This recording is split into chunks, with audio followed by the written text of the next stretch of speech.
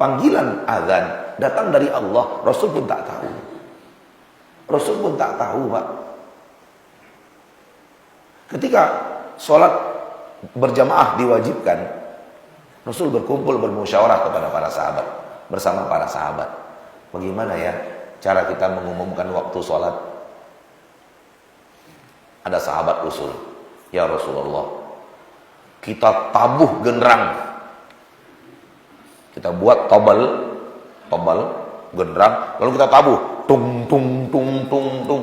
Kata Nabi, enggak, itu perbuatan kaum jahiliyah. Dan sekarang ditongkrongin di depan masjid, Pak.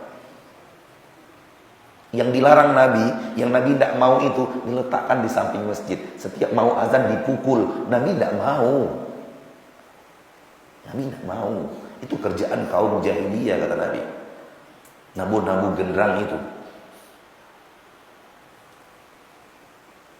Kaum jahiliyah ketika akan berperang dengan Nabi orang Quraisy, para sahabat, subhanallah, takbir Allahu Akbar, orang Quraisy nabuh genderang, tung tung tung tung. Kata Nabi, jangan, itu kerjaannya jahiliyah. Sekarang menjadi simbol keagamaan di masjid. Subhanallah. Sesuatu yang dicampakkan Nabi kita letakkan di masjid.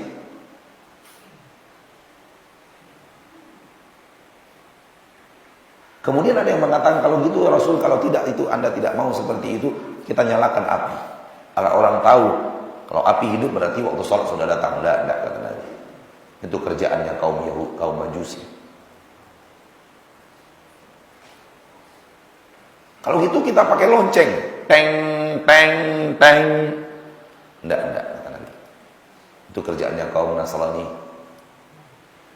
Oleh karena itu saya berharap pengurus masjid menjauhkan masjid dari jam yang bunyinya lonceng, teng teng. Ada jam tegak gitu, yang kalau siap jam bunyi dia, teng teng. Itu mirip gereja, Pak. Bunyinya itu. Nabi tak suka lonceng. Hendaklah kita benci apa yang dibenci Nabi. Kita umat Nabi Muhammad sallallahu alaihi wasallam. Lalu kemudian yang dibenci Nabi lalu kita ambil menjadi kebiasaan, aneh kan?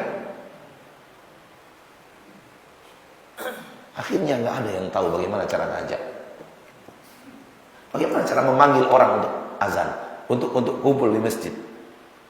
Ketika itulah turun wahyu. Datang malaikat Jibril mengajarkan kepada Nabi Muhammad sallallahu alaihi wasallam. Bersamaan dengan itu Umar mimpi. Datang kepadanya seseorang di dalam mimpinya dan mengajarkan suara azan. Dan berburu-buru Umar lari kepada Nabi untuk menyuarakan. Ternyata belum sampai ke Nabi, dia telah mendengar suara Bilal mengumandangkan azan, persis seperti yang didengar oleh Umar di dalam mimpinya. Dan yang mengajarkan itu kepada Nabi Muhammad, malaikat Jibril. Begini cara ngajak orang sholat, dikumandangkan suara azan. Dan yang kita dengar sekarang, Allahu Akbar, dan seterusnya. Dan di dalamnya itulah Allah letakkan hayya ala al-falah.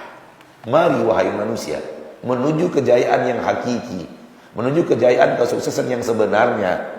Kesuksesanmu sebenarnya adalah ketika engkau di surga, dan ini pilar paling penting yang akan membawa Anda ke surga itu.